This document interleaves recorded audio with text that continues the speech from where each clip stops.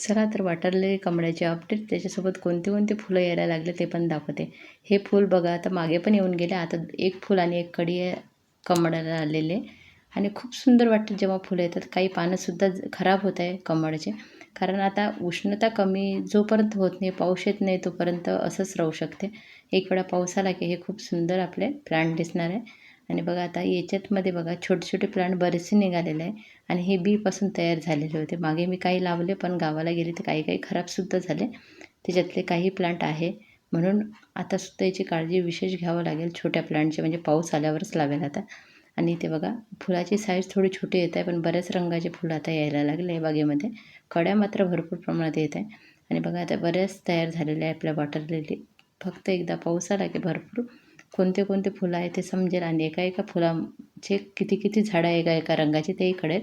तोपर्यंत असेच पाणी वगैरे व्यवस्थित भरून काळजी घेत आहे. शेवाळं वगैरे काढत आहे मध्ये मध्ये.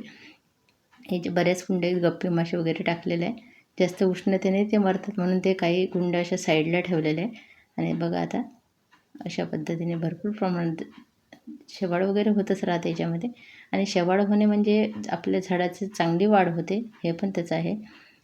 कारण ज्याच्यामध्ये शेवाळ होते हे बघा, हे तेच कमळ आहे ज्याला भरपूर पिंक कलरचे फुलं आलेले होते.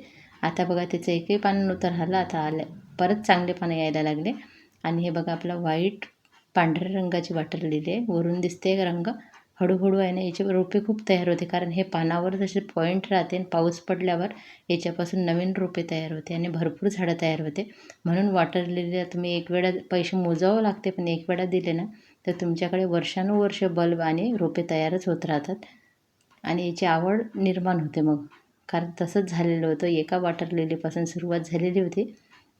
पण माझी होती ना ते छान वॉटर लिली नवीन लावणाऱ्यांना, आणि त्याच्यापासूनच मी वॉटर लिली लावणं शिकली आणि रोपे वाढत गेले पाहिजे मग हळूहळू.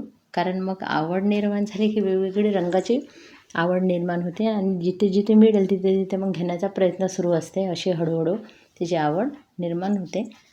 बघा आता हे पूर्ण पाण्यात मी बघत आहे खराब झालेले पानं.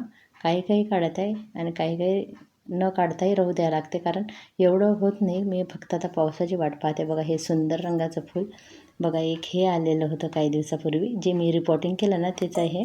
आणि बघा हे पनामातलाच प्रकार आहे. याला पण फुलं येऊन गेलेले. फुलाची साईड पाऊस पडला ना तर वाढणार आहे, आता थोडी छोटी आहे. अशा विविध रंगाची फुलं वाटरलेली यायला सुरुवात झालेली आहे. धन्यवाद.